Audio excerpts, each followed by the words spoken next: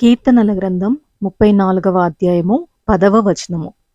సింహపు పిల్లలు లేమిగలవై ఆకలిగొనును, యెహోవాను ఆశ్రయించు వారికి ఏ మేలు కొదవయ్యుండదు.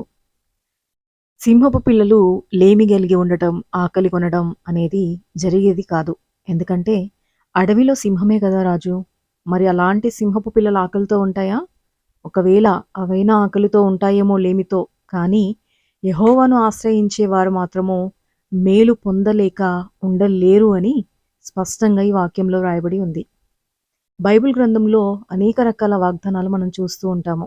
ఉదాహరణకి కీర్తనల గ్రంథం 46వ అధ్యాయం 1వ వచనంలో, దేవుడు మనకు ఆశ్రయమును దుర్గమునై ఉన్నాడు, ఆపత్కాలంలో ఆయన నమ్ముకొనదగిన సహాయకుడు అని చూస్తాము.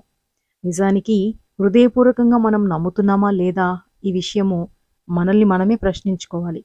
ఒకవేళ నమ్మితే అవసరమైన సమయంలో నేరుగా మనం దేవుని యొద్దకు వెళ్తున్నామా లేదా మనుషుల సహాయాన్ని కోరుతున్నామా? ఆపదలో ఉండి దాన్ని ఎదుర్కొనే శక్తి లేనప్పుడు మనము బయట పడాలి అనే ఆశతో ఎవరో ఒకరిని ఆశ్రయిస్తూ ఉంటాము, వారి మీద ఆధారపడుతూ ఉంటాము. అయితే వాక్యంలో ఏ మనుషుడును నమ్మదగిన వాడు కాదని వ్రాయబడి ఉండటం కూడా మనం చూస్తాము.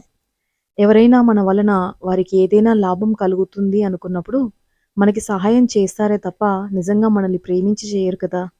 మనకు డబ్బు అవసరమైతే వడ్డీకి తీసుకుని డబ్బులు ఇవ్వడం, ఉద్యోగ విషయమైతే లంచాలు తీసుకోవడం, ఇంకేదైనా ఇతర అవసరాలకు కూడా మన నుండి ఏదో ఒకటి ఆశించి మాత్రమే మనకి సహాయపడుతూ ఉంటారు.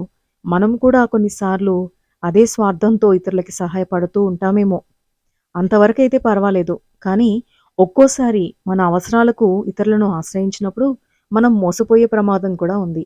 మనం ఎప్పుడు వింటూ ఉంటాం కదా, అయ్యో నేను నమ్మి మోసపోయానే అని అనేకులు బాధపడుతూ ఉండటం చూస్తూ ఉంటాం కదా. ఇలాంటి బాధపడాల్సిన పరిస్థితులు మనుషుల మధ్యలోనే ఉంటాయి. మనం దేవుణ్ణి నమ్మినప్పుడు మనం ఎప్పుడూ మోసపోము. మనుషులను నమ్మి వారిని ఆశ్రయించి నానా బాధలు పడి ఆత్మహత్యలు చేసుకునేవారు ఎంతోమంది ఉన్నారు ఈ లోకంలో. అయితే మనం ఎప్పుడైతే దేవుణ్ణి ఆశ్రయిస్తామో ఇలాంటి బాధలు, ఇలాంటి సమస్యలు మనకెన్నడూ రావు. ఎందుకంటే మనుషులను నమ్ముకొనుట కంటే యెహోవాను ఆశ్రయించడం మేలు అని కీర్తనలు 118 8వ వచనంలో రాయబడి ఉంది కదా. మనకున్న సమస్యలు చిన్నవైనా పెద్దవైనా, కుటుంబానికి సంబంధించిన సమస్యలైనా, ఆర్థికపరమైన సమస్యలైనా దేవుని మీద ఆధారపడి ఆయనను ఆశ్రయించినప్పుడు దేవుడు ఆయన బిడ్డల ద్వారా మనకు సహాయపడతాడు. దేవుణ్ణి నమ్మిన బిడ్డల సంరక్షణలో మనల్ని ఉంచుతాడు. మనము ఆశ్రయించింది మనల్ని సృష్టించిన దేవుణ్ణి కాబట్టి ఆయన సహాయం కొరకు ఓర్పుతో సహనంతో కనిపెట్టుకుని ఉండాలే తప్ప, నేను దేవుణ్ణి ఆశ్రయించాను కాబట్టి ఇప్పటికిప్పుడే నాకు సహాయం కలగాలని దేవుణ్ణి మనం శోధించకూడదు. రాజైన దావీదు కూడా ఆయన జీవితకాలమంతా దేవుణ్ణి ఆశ్రయించినట్లు ఆయన రచించిన కీర్తనల్లో మనం చూస్తూ ఉంటాము. దావీదు మహారాజై ఉన్నప్పటికీ ప్రతి విషయంలో కూడా దేవుని మీద ఆధారపడి ఆయననే ఆశ్రయించాడు. దావీదుతో పోల్చుకుంటే మనం ఏ పాటివారమండి? దేవుడున్నాడు, ఆయనను ఆశ్రయిస్తే మనకి సహాయపడతాడు అన్న నమ్మకం లేకపోబట్టే కదా ఆయనను ఆశ్రయించడం లేదు.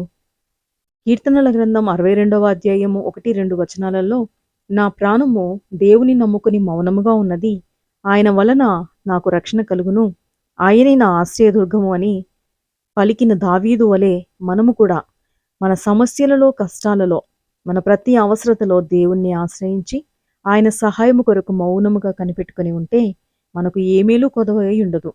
దేవుడు నమ్మదగినవాడు. నీ ఆపత్కాలంలో నీవు దేవుణ్ణి ఆశ్రయించడానికి సిద్ధమా?